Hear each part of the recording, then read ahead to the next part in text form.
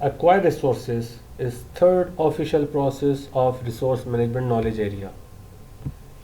The first process of resource management knowledge area is plan resource management.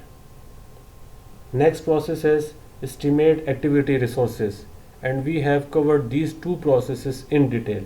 Today we will study acquire resource process of resource management knowledge area.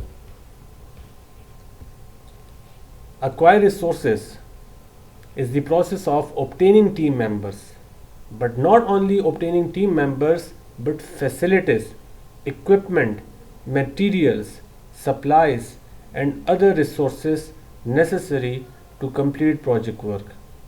The key benefit of this process is that it outlines and guides the selection of resources and assigns them to their respective activities. The resources needed for the project can be internal or external to the project performing organizations.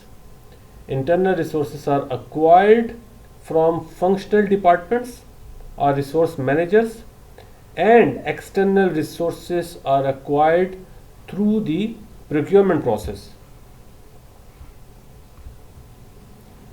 The project management team may or may not have direct control over resource selection because of collective bargaining agreements, use of subcontractor personnel, or matrix project or environment.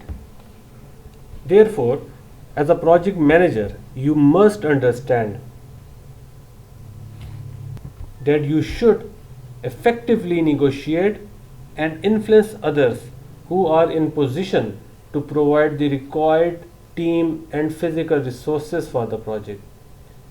Failure to acquire the necessary resources well on time will affect you and will delay the project schedule, budget, customer satisfaction, quality, or risk. If team resources are not available due to constraints such as economic factors or assignment to other projects, the project manager or project team may be required to assign alternative resources. So let's talk about what you need to work on acquire resources. You can only assign resources when you have done many things before, like resource management plan. Resource management plan is the output of plan resource management process of the same knowledge area. This resource management plan contains roles and responsibility along with the authority for different roles, along with the project organizational structure, staff management plan, acquisition and release dates, resource calendars, trainings, rewards and recognition. So we have talked about in detail. I have uploaded my video as well, so you can watch my resource management video on my timeline or playlist on my YouTube channel. Next is you need project management plan. The project management plan, under this document you need basically procurement management plan, which has information regarding resources that will be acquired from outside the project. Obviously you are not only dealing with the human resource in this knowledge in this process. Basically you are dealing with different materials, supplies, facilities, equipments along with the team members. So here you need procurement management plan, so which contains resources that will be acquired from outside the project. This includes information on how procurement will be integrated with other project work and stakeholders involved in procurement resources. Next is cost baseline. The cost baseline provides the overall budget for the project activities. You need project schedule. What is project schedule? Comprehensive network diagram along with floats, early start, early finish, late start, late finish. So the project schedule shows the activities and their planned start and end dates to help determine when the resources need to be available and acquired. Next is resource calendar. Resource calendars document the time period that each resource needed for the project is available for the project. Creating a reliable schedule depends on having a good understanding of each resource availability and schedule constraints, including time zone, work hours, vacation time, local holidays, maintenance schedule, and commitments to the projects. Resource calendars are progressively elaborated and updated throughout the project. Once created as an output of this process, they are used as needed whenever this process is repeated. Next is resource requirement. Resource requirements identify which resources need to be acquired for project activities. You need stakeholder register, which reveals stakeholders' needs and expectations for specific resources to be used on the project that needs to be considered in the acquire resource process. So, you need project management plan.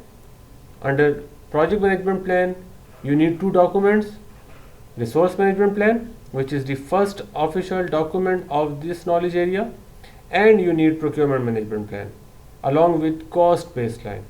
From project document file, you need project schedule, resource calendar, resource requirements, stakeholder register along with the two common inputs, that is called enterprise environmental factors and organization process assets. So let's talk about the tools and techniques of acquire resource process. You need to learn multi-criteria decision analysis. As a project manager, you must have the ability to negotiate with the functional managers to obtain your resources. In your project, pre-assigned team members may be assigned to you, and you must understand the concept of virtual teams. So let's talk about tools and techniques. Pre-assignment. When project team members are selected in advance, they are considered pre-assigned.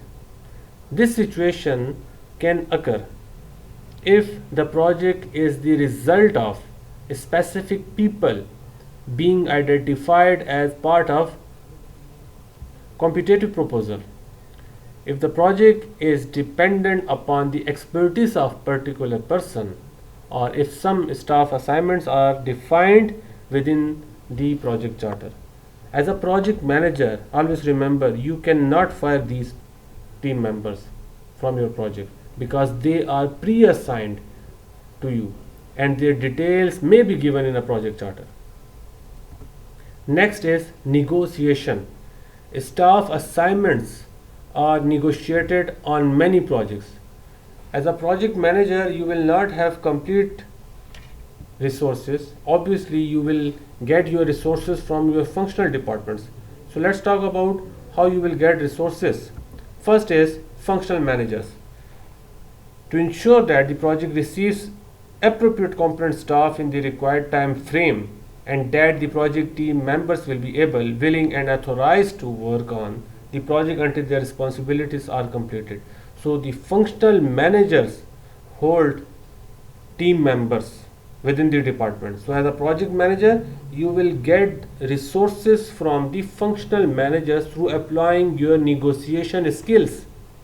Next is you may get team members from other project teams within the performing organization to appropriately assign scarce or specialized human resources, and from external resources you can obtain resources, that is vendors, suppliers, contractors, for appropriate, specialized, qualified, certified or other such specified human resources. Special consideration should be given to external negotiating policies, practices, processes, guidelines, legal and other such criteria. Next is virtual teams. Like today, we all are working from home. So this is the concept of virtual team. The use of virtual teams create new possibilities when acquiring project team members. Virtual teams can be defined as groups of people with a shared goal who fulfills their roles with little or no time spent meeting face to face. The availability of communication technology such as email, audio conferencing, social media web-based meetings, and video conferencing has made virtual teams feasible. This includes formal teams of people from the same organization.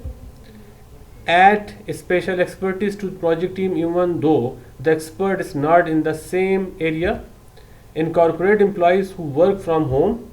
Form teams of people who work different shifts, hours, or days, and include people with mobility limitations or disability, and move forward with projects that would have been ignored due to travel expenses. And last tool and technique is called decision making. Obviously, in this knowledge area, in this process of resource management knowledge area, basically based on the planning documents, you are going to appoint your team members and resources as well. So you need to apply decision making principle to appoint your team members. So by use of multi-criteria decision analysis tools, criteria are developed and used to rate or score potential team members. The criteria are weighted according to the relative importance of the needs within the project team, and some examples of selection criteria that can be used to score team members are shown as follows. Number 1, availability. Identify whether the team member is available to work on the project within the same time. Cost. Verify if the cost of adding the team member is within the prescribed budget. Experience. Verify that the team member has the relevant experience that will contribute to the project success. And ability. Verify that the team member has the competencies needed for the project. So these are the tools and techniques of acquire resources process. So let's talk about the outputs of this acquire resources process. Physical resource assignment is the first output. What will you do basically? You have a network diagram and you have defined, you have activity list, activity attributes list. So what will you do? You will take activity attributes document and you will just assign your resources in that column. That's it. Similarly, you will assign project teams to different roles. Since you have developed a resource management plan, so you will just update or replace the name with roles in that document. You will update resource calendar. If there's any change request, you will generate change request from your project team, and you will update project management plans and project document plans along with enterprise environmental factors and organization process assets if needed. So these are the inputs, tools and techniques and outputs of acquire resource process of resource management knowledge area.